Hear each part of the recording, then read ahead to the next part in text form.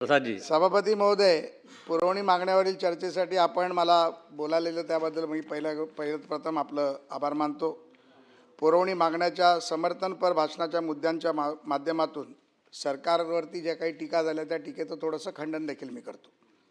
सन 2026-27च्या पुरवण्या मागण्यामध्ये संपूर्ण समर्थन करत असताना पुरवणा मागण्या केवळ आकड्याची बेरीज नाही, तर ती महाराष्ट्राच्या विकासाचा, शेतकऱ्यांच्या सन्मानाचा, पायाभूत सुविधांच्या बळकटीकरणाचा आणि सर्वसामान्य जनतेचं जीवनमान उंचावण्याचा आराखडा आहे, हे मी या माध्यमातून सभागृहाला सांगू इच्छितो।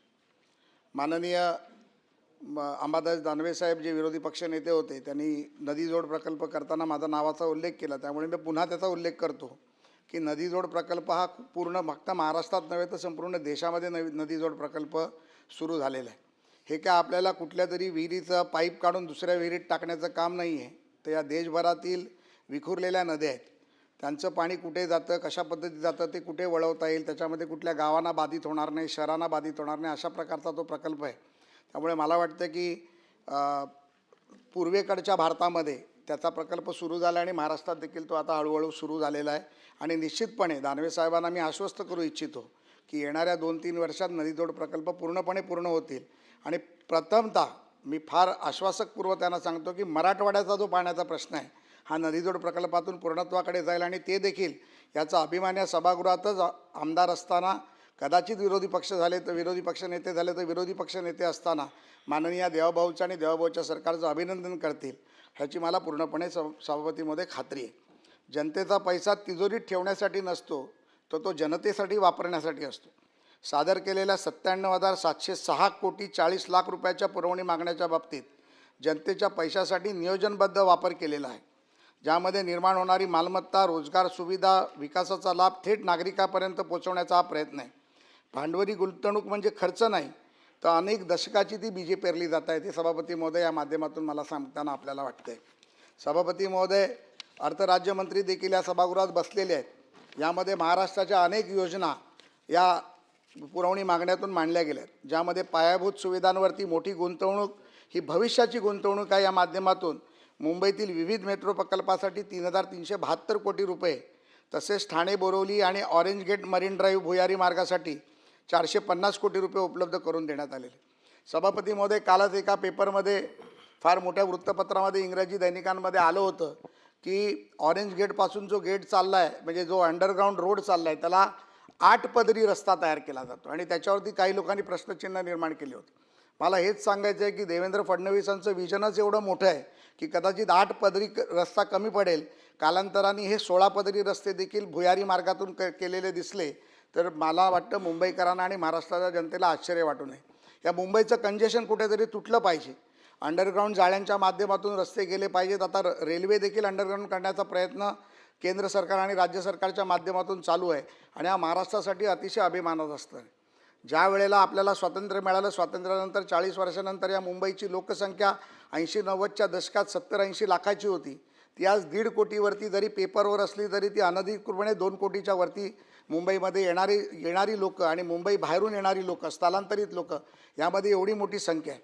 त्यामुळे मुंबईचा विकास करत असताना भविष्याची आणि वेळीची आणि बचतीचा आणि इंजिन आणि प्रदूषण याच्यावरती संपूर्णपणे नियंत्रण ठेवण्या मुंबईचा विकास करण्याचा प्रयत्न माननीय राज्याचे मुख्यमंत्री करत आहेत। सुविधा विकास महामंडळासाठी 1,000 कोटीची तरतूद या आपल्या पुरवणी मागण्यामधनं केली गेली आहे। त्याचबरोबर मुंबईकडे नुसतं न पाहता तर पुणे रिंग रोड आणि मराठवाड्यासाठी जालना नांदेड महामार्गाचं देखील काम या माध्यमातून केलं जाते। त्यासाठी MSRDCला 500 कोटी रुपयाची गुंतवणूक देखील या माध्यमातून केली जाते। त्यामुळे फक्त मुंबईकडे केंद्रित न पाहता तर पुणे असेल, जालना असेल, संभाजीनगर असेल, या संभाजीनगरसारख्या एका मोठ्या शहराला, ज्याला एक मोठा इतिहास आहे, त्या इतिहासाला जोडून असलेली बीड, जालना, परभणी, नांदेड हे सगळे एकत्रितपणे विकास करण्याचा प्रयत्न आहे, ज्यामध्ये नांदेडमध्ये आपल्या शीख समाजाचं खूप मोठं गुरुद्वारा तिथे आहे, त्याला देखील एक आंतरराष्ट्रीय स्तरावरती घेऊन जाण्याचा प्रयत्न या माध्यमातून सरकार करतं, याचा देखील मला फार मोठा अभिमान आहे। शेतकऱ्यांच्या सन्मानासाठी 20,000 कोटी रुपयाची तरतूद देखील या माध्यमातून केली गेली।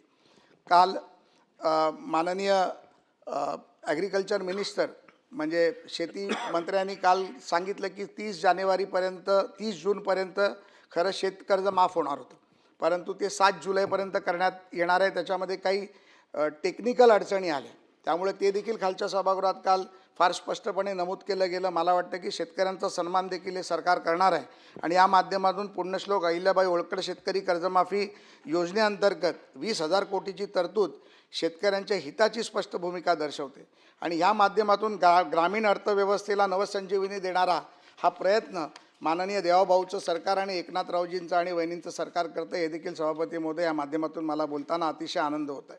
स्थानिक स्वराज्य संस्थासाठी 15,000 कोटी रुपयाची तरतूद केली गेली. ग्रामीण भाग असो, शहरी भाग असो, नागरी रस्ते असो, गटारे असो, पाणी असो, आरोग्य सुविधा असतो, सार्वजनिक सेवा दर्जेदार मिळाल्या पाहिजेत. या माध्यमातून 15,000 कोटीची तरतूद या माध्यमातून सरकार करतं आहे आणि ते या राज्याच्या विकासासाठी करतं आहे. हे देखील सभापती महोदय आपल्या माध्यमातून मी सांगतो आहे.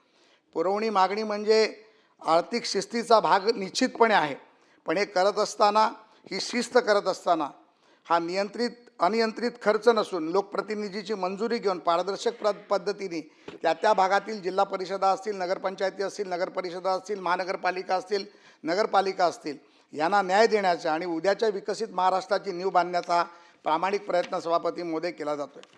त्यामुळे ह्या पुरवणी मागण्याच्या माध्यमातून सभापती महोदय ज्या काही 12-13 प्रमुख गोष्टी आहेत त्या मी आपल्या निदर्शनास आणतो आणि नंतर बाब क्रमांकावरती येतो. या पुरवणी मागण्यामध्ये महत्त्वाच्या मागण्यामध्ये पुण्यश्लोक अहिल्याबाई होळकर शेतकरी कर्जमुक्ती योजनेतून 20,552 कोटी रुपयाची तरतूद केली. केंद्र शासनाकडून राज्याला भांडवली गुंतवणूक व विशेष सहाय्य योजनेअंतर्गत बिनव्याजी कर्जाची योजना आहे. महाराष्ट्र राज्य विद्युत वितरण कंपनीने घेतलेले कर्ज व कर्जावरील व्याजाची परतफेड करण्यासाठी 10,000 कोटीची यामध्ये तरतूद केलेली आहे. विकसित भारत जी रामजी केंद्र व राज्याच्या हिस्स्यातून 7,367 कोटीची यामध्ये तरतूद केली आहे.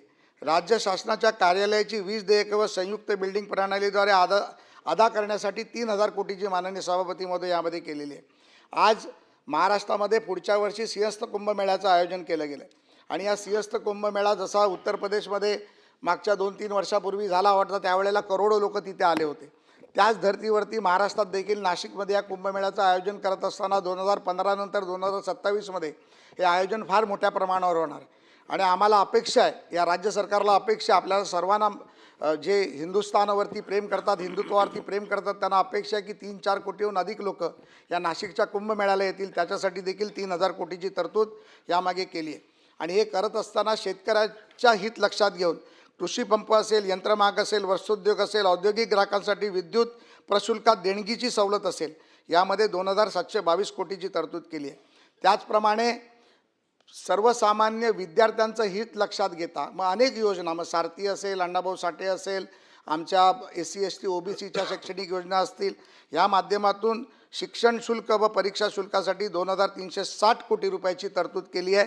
त्याचप्रमाणे संजय गांधी निराधार योजना व दिव्यांग व सर्वसाधारण घटकांच्या लाभासाठी अनुदानापोटी 1,847 कोटी रुपयाची तरतूद सन्माननीय सभापती महोदय या अर्थसंकल्पात केली आहे. आणि हा अर्थसंकल्प मांडत असताना अनेक जिल्ह्यावरती बँकांना, आमचे प्रवीणभाऊ सातत्याने जिल्ह्यावरती बँकांना ताकद द्यायला पाहिजे आणि या माध्यमातून या सभागृहात माननीय मुख्यमंत्र्यांकडे, केंद्रीय सहकार मंत्री अमित शहांकडे त्यांनी आपली भूमिका मांडली.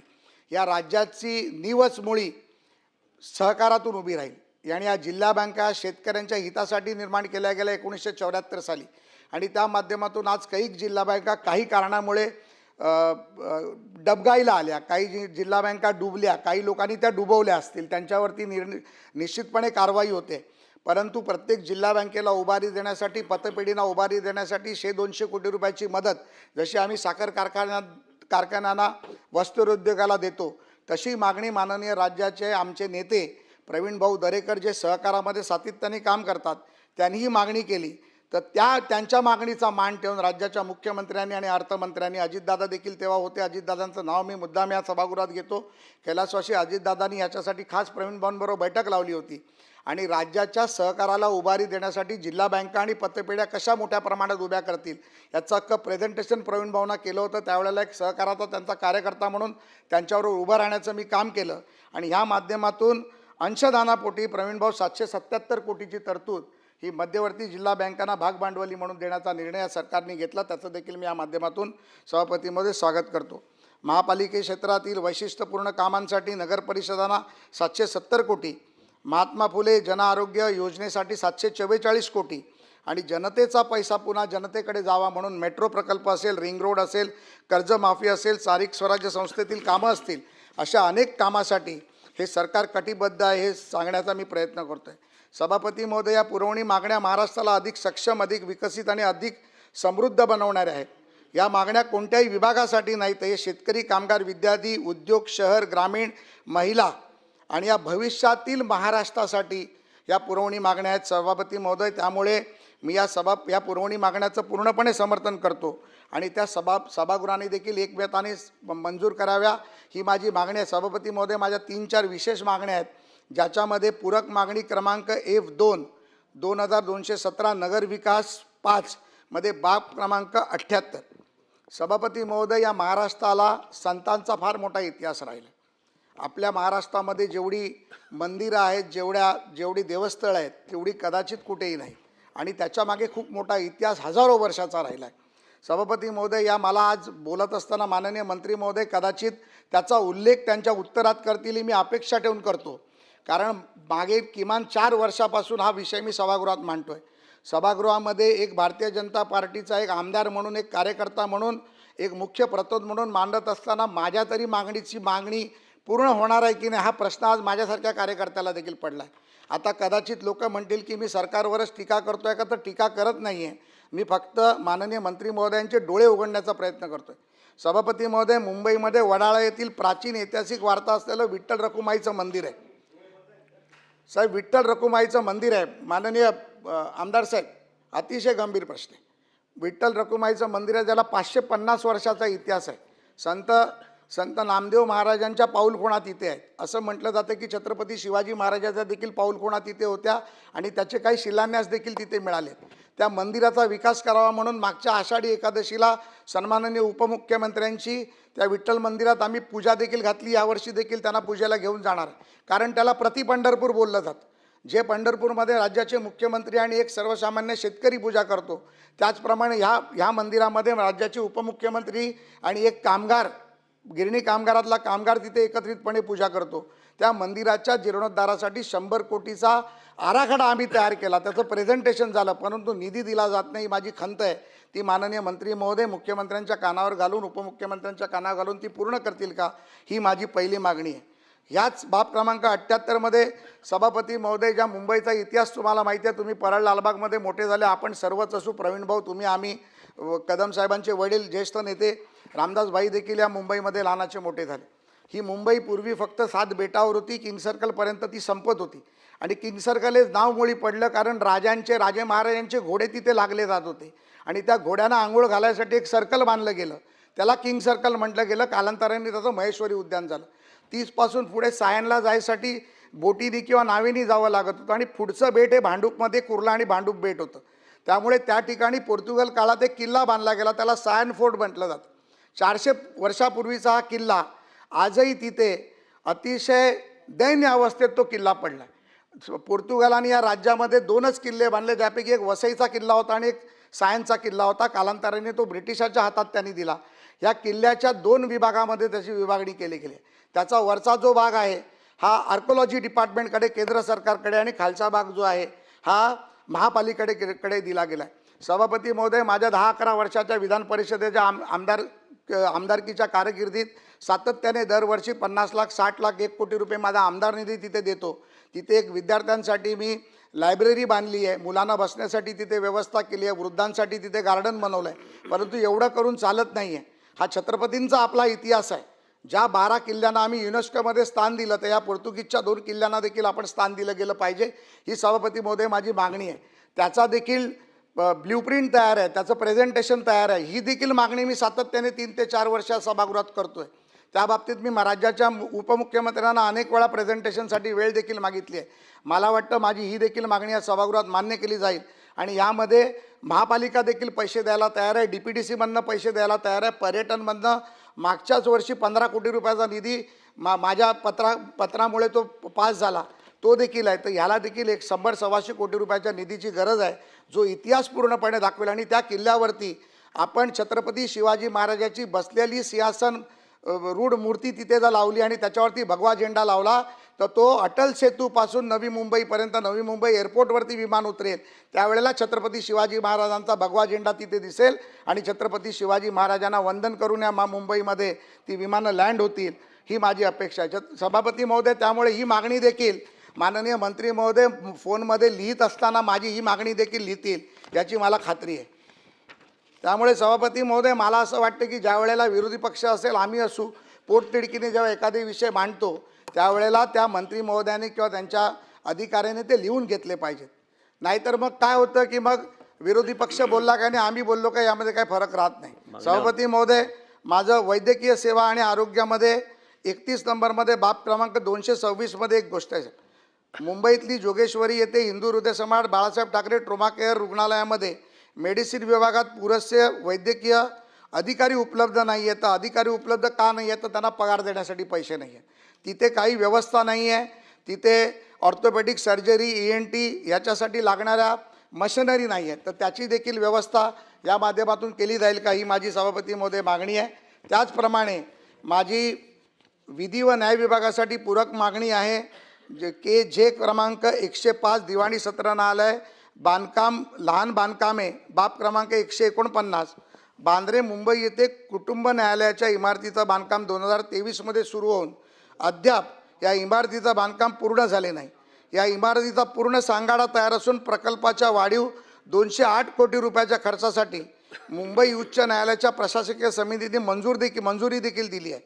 त्यामुळे प्रस्तावास मंत्रालयावरून मंजुरी मिळावी आणि हे कुटुंब न्यायालयाची जी इमारत आहे ती पूर्ण करून तात्काळ ती पूर्ण करावी, ही माझी एक मागणी. आणि शेवटची मागणी सभापती महोदय माझी नगरविकासची आहे. ज्या मागणीतून नगरविकासच्या मागणीतून आणि त्यामध्ये मुंबई महापालिका आणि BST हे दोन विषय माझे याच्यामध्ये आहेत. कारण BSTचा विषय आणि महापालिकेचा विषय अतिशय माझा आत्मीयतेचा विषय आहे. BSTमध्ये कन भूतो न भविष्यतो भारतीय जनता पार्टीची श्रमिक उत्कर्ष सभेच्या नावाने आम्ही युनियन बनवली. पतपेढीमध्ये आम्ही 21/0 जिंकलो.